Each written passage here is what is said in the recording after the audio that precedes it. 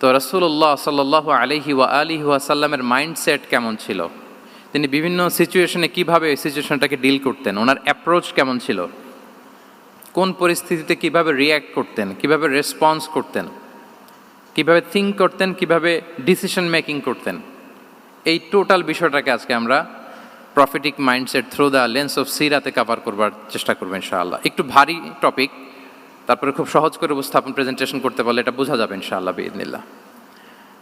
তাহলে আমি প্রায়ই রাসূল সাল্লাল্লাহু আলাইহি ওয়াসাল্লামের মাইন্ডসেট বোঝানোর জন্য সিরাতে ঢুকে যাব, মানে রাসূল সাল্লাল্লাহু আলাইহি ওয়াসাল্লামের আসিরা আল আতেরা আল মুবারাকা, ওনার বায়োগ্রাফিতে প্রবেশ করব এবং সেখান থেকে রেফারেন্সগুলো শেয়ার করব আপনাদের সাথে, এবং সুন্নাহ থেকে রেফারেন্স শেয়ার করব, যাতে করে আমাদের কাছে ক্লিয়ার হয় যে ওনার মাইন্ডসেটটা কেমন, দৃষ্টিভঙ্গি কেমন। আমরা অনেকে বলি না যে দৃষ্টিভঙ্গি বদলান তো জীবন বদলে যাবে, এটা বলি না আমরা?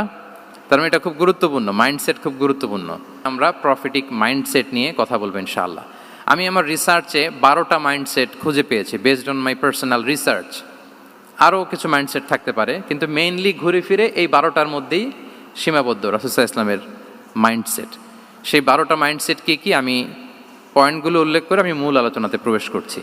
প্রথম হচ্ছে গড সেন্ট্রিক মাইন্ডসেট, 2 নম্বরে ভিশন ওরিয়েন্টেড, 3 নম্বরে উইজডম ড্রিভেন, 4 নম্বরে রিফর্ম সেন্ট্রিক, 5 নম্বরে ওপেন মাইন্ডেড, 6 নম্বর এন্টারপ্রেনাল, 7 নম্বর কনসিডারেট, 8 নম্বর ট্রান্সপারেন্ট, 9 নম্বর অ্যাপ্রিসিয়েটিভ, 10 নম্বর হচ্ছে ফ্লেক্সিবল, 11 নম্বর অপটিমিস্টিক, 12 নম্বর হচ্ছে রেজিলিয়েন্ট।